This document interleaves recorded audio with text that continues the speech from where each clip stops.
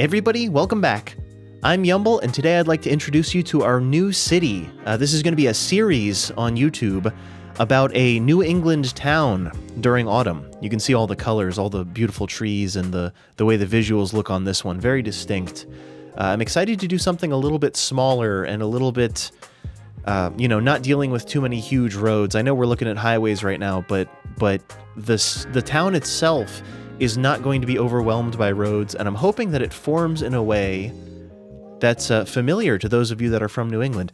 I'm personally from New England, so I'm looking forward to working somewhere where I have a lot of experience as far as how the place will feel and how the place will function and the entrances and exits. And today is episode 0.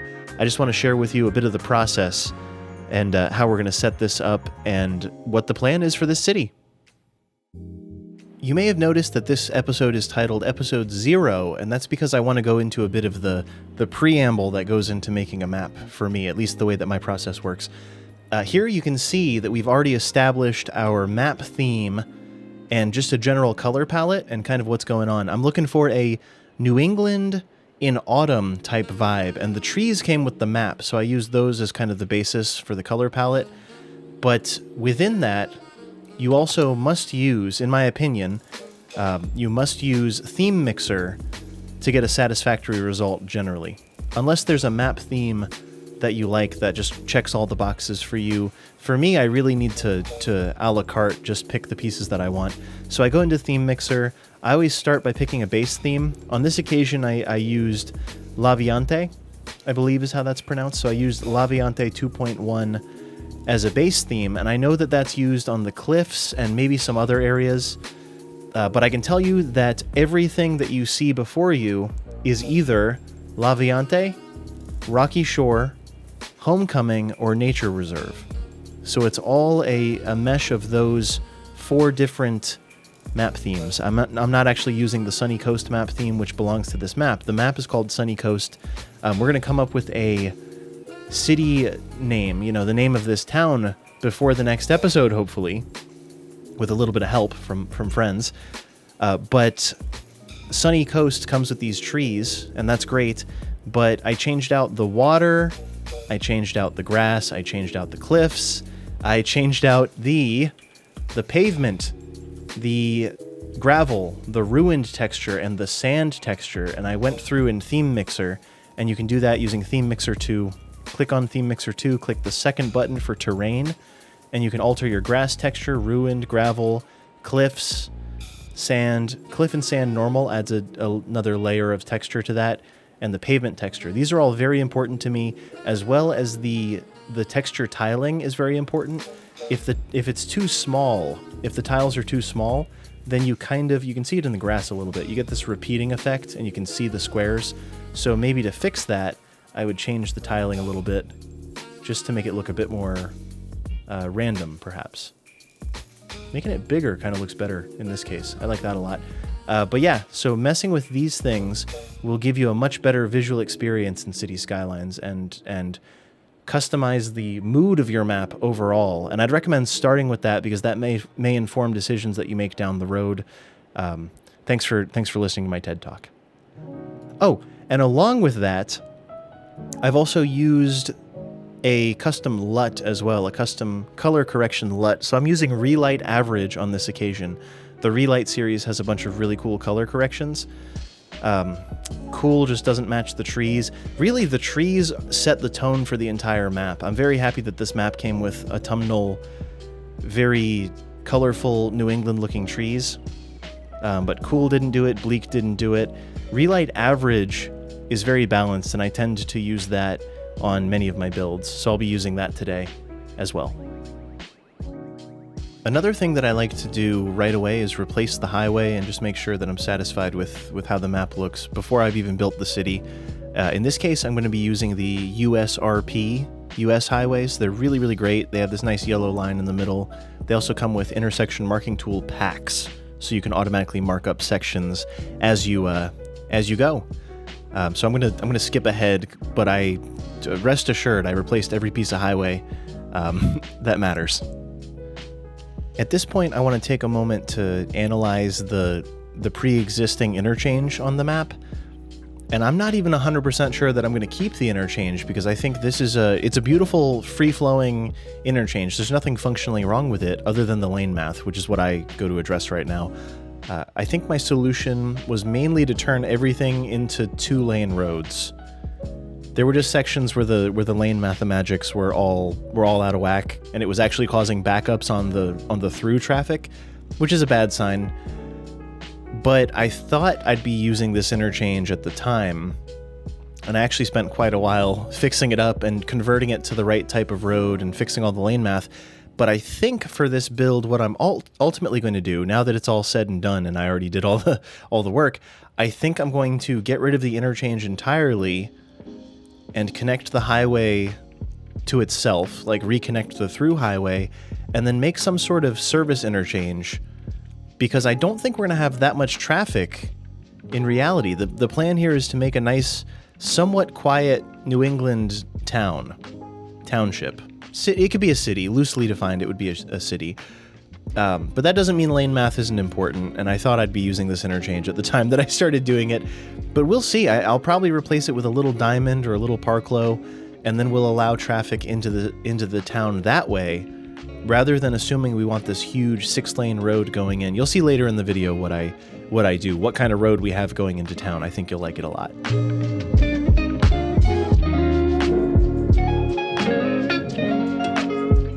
I just wanted to showcase intersection marking tool for a moment and just show you that this is what I meant when I say the USRP highway system comes with presets.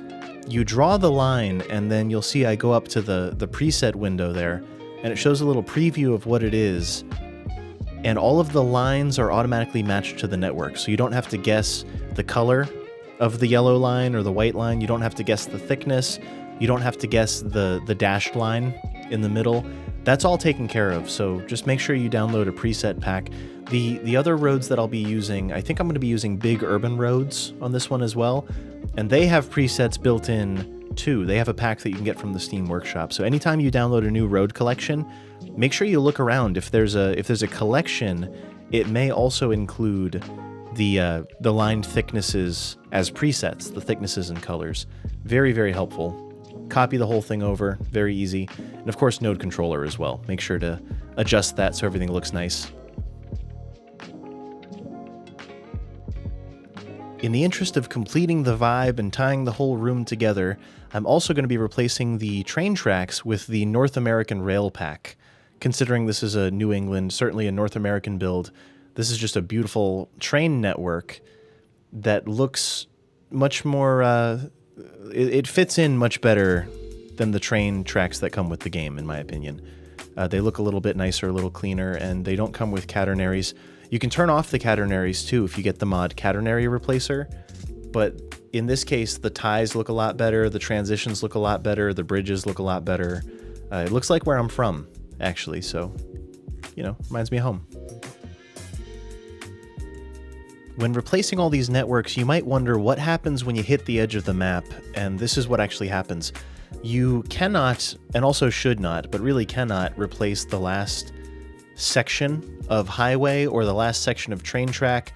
That is your spawn. If you've never seen the very edge of the map due to limitations, you can see it with mods, and that's where the traffic comes from. So that's where train passengers from other regions board the train, and that's where this scene happens. This is people spawning cars and hopping into their vehicles and then going away on the highway. I realized that I kind of cut them a bit short. I do recommend leaving a couple nodes worth of vanilla highway. Either vanilla highway or vanilla train track or whatever the network is that's coming in from off the map. Make sure you give them ample space to spawn in and don't let them get stuck on themselves, just so you don't face any problems down the road. So now we get into the actual build, actually staging what I would think of as like entrances and exits to the area. We're going to be building in this valley, so maybe there used to be a river flowing through it, but the river diverted long ago as the mountains changed, as the terrain changed. That's the story I'm going with, at least. And we have to decide how people crossed the river, or where they decided to create the bridge to cross the river, which will inform where the town was. Maybe that's kind of backwards, like maybe most people would build the town and then put bridges in, but I think the town will look much more kind of plausible and a bit more realistic if we decide those entrances and exits beforehand. Because how did people get there? That's what I want to know, is like how did the original settlers, the original whatever the case may be, settled the area? So I figured we'll start with a bridge that crosses this river. I want to have 4 entrances, so I would call this the western entrance, and probably for the series this will be dubbed the western entrance. The northern entrance is that highway, and as I said before, I'm really skeptical about having an entire highway come into this area, because generally a smaller New England place, there may be thousands of people that live here. There may even be tens of thousands of people that live here, but that highway is not coming through this river valley, and this is me making that decision now. So this would be the northern entrance, and you'll notice I'm using 2-lane road, just a 2-lane US road, which really makes me want to rethink that interchange. When I was doing the interchange earlier, I was pretty dead set on keeping the interchange and then having it break down into smaller roads and come into town. That's not how a town like this actually works. If you look at New England towns, they're coming off the highway, probably on a 2-lane road. It might be a national highway that they're coming from, but if they're coming off a major highway route, they're probably coming off on 2 or 4-lane road at most, for the thing I'm going for at least. So this is a major route, though. We're coming right from the highway. This is we'll call it a north-south route. I've got the map upside down right now. Maybe I should draw like a compass rose on the map while I'm building, so we all stay on the same page for orientation. But right now I'd say we're upside down. North is at the bottom, so I'm heading towards the southern entrance to the area. And right now I'm looking at it thinking, all right, how did we cross this river? How did traders come up this way? How did people moving in come up this way? And I'm looking at the road we have there. I've been looking at a lot of maps too and thinking about it. And New England, the small roads that we're building, the small roads that are also major routes, have curved sections and straight sections. That's what I see. Looking on Google Maps, I see a lot of it curves for some reason, for whatever, because of geography, because of the river, because of whatever the case may be. There are just sections where it curves, but then it goes straight for a ways, maybe a half mile. It'll be a stretch going along a farm, let's say. It's edging where a farm is or something like that. But there are these straight sections, and then it curves. And that's what I'm going for here. I want to have straight sections connected by curves, because that's the most efficient way to build a road.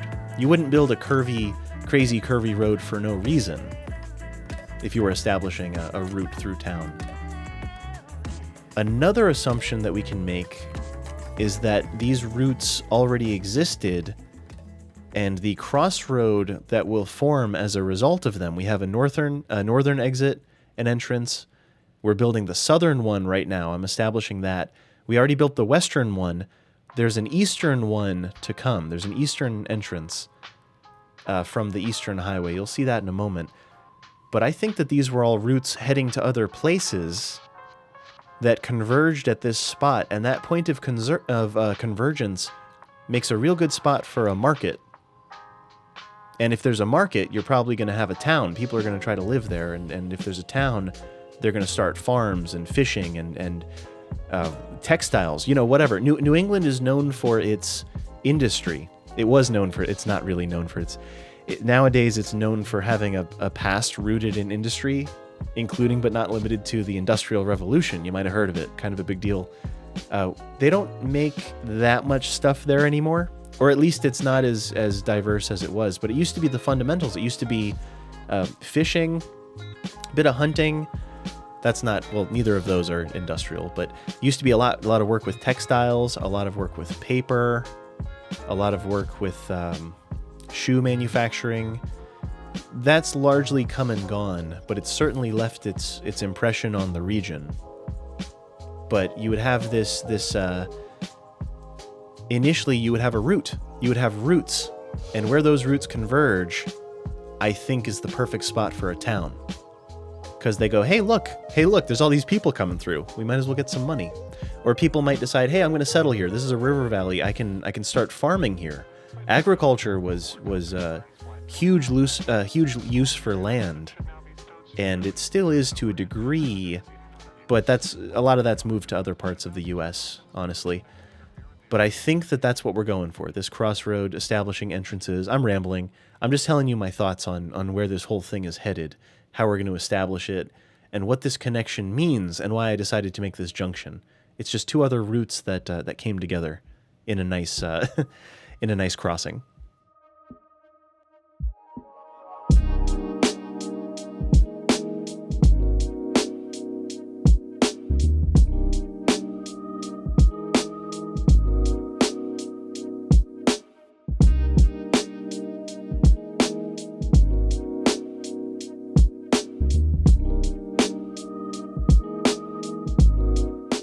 So we're 3 for 4 on the compass rose of ways in and out of the city. The north, south, and west are established. I'm looking at the east side right now, and I think that we're gonna do. I mean, I know we're gonna do it.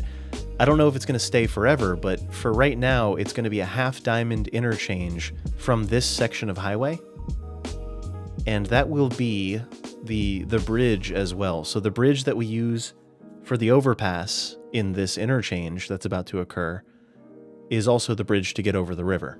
I think that's a good way to consolidate this. This one might have to change, just as the other one might have to change. I think the other interchange will end up much more similar to this one. The other one is a bit of a Y interchange, or a T interchange perhaps, and it's kind of overkill for what we're doing.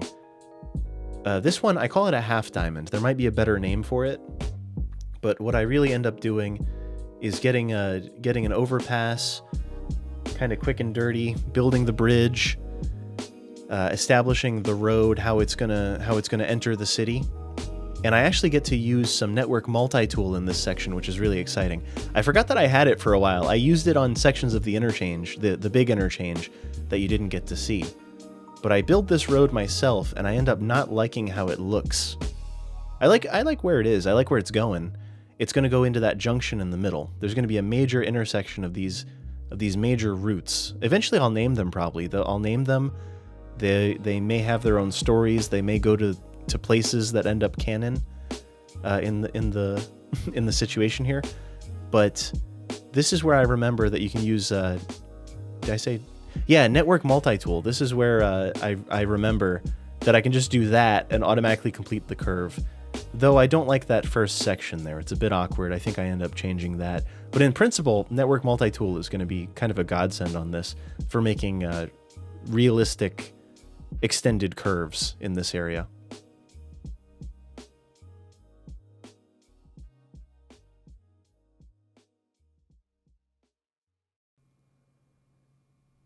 So this is the northern section that is conspicuously disconnected right now. At this point, I had realized I don't want to bring the highway into the city, and that's not really how it works in a place like this. You have to get off the highway. The highway can go through certain places, but I think that this valley was untouched by the highway. So you can see those two legs of the highway over there, and I think this is a temporary fix. I went into this knowing that it would be a bit of a bandage to the whole situation. So more network multi-tool though. I like getting more experience with that. It's really fun, really useful too. The curve function is amazing. It's been updated since I made the video, so there's even stuff that it does that I haven't even used it for yet. But I just wanted to end the highway somewhat gracefully. It's kind of quick and dirty, but I want traffic to come in on a 2-lane road, as is popular in a lot of places like this. Maybe a 4-lane road in places, or I may upgrade it as time goes on, or maybe we'll treat it like a real place, where if things get out of hand, you're about to see me build a small half-diamond interchange. If things really get out of hand, and this interchange does not support the amount of traffic that we have coming into this town, I'll upgrade it. Just as people do in real life. I'll upgrade it and decide what we can do with the space, or decide what might have been cost effective for the people that live in this place, or sky's the limit. Sky's the limit, but I just really don't want a highway coming through because it's not... I've lived in a few places in New England, and the type of town that I'm trying to create is not a place with a highway going through it. I think when people think of New England, they tend to think of Boston, and they tend to think of the coastal cities. And there are some decent-sized cities in Massachusetts and New Hampshire and around, you know, Rhode Island, of course. But this isn't going to be one of those big cities. I was researching it last night and getting a different perspective on the place I'm from. And the... they called it a megalopolis, and I've heard that word before, but they called it the Boswash megalopolis, which is Boston and Washington. So you'll notice on the East Coast, leaving New England, ending with starting with Boston, which is in New England, and then going down to Providence and Pittsburgh. Is Providence part of it? I don't remember. Doesn't matter. And not Pittsburgh either. Philadelphia, I think. Of course, New York City is there. Baltimore, Washington, D.C. I'm sure I should probably research this before I'm talking about it, but it's called the Boswash megalopolis. This is not part of that chain of cities. This is not going to be a major city. It's going to be a much more common type of city in New England.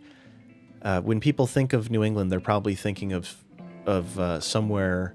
Maybe you have a realistic perspective on it, but I think a lot of people think of the cities, the coastal cities, and this isn't really going to be quite that. So a 2-lane road is very popular. Even highways will often be like 2-lane national highways.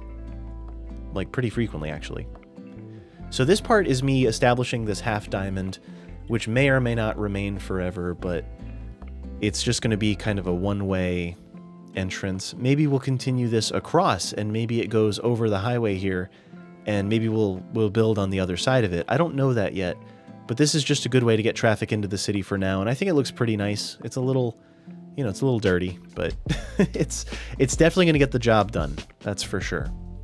Just a couple ramps on either side.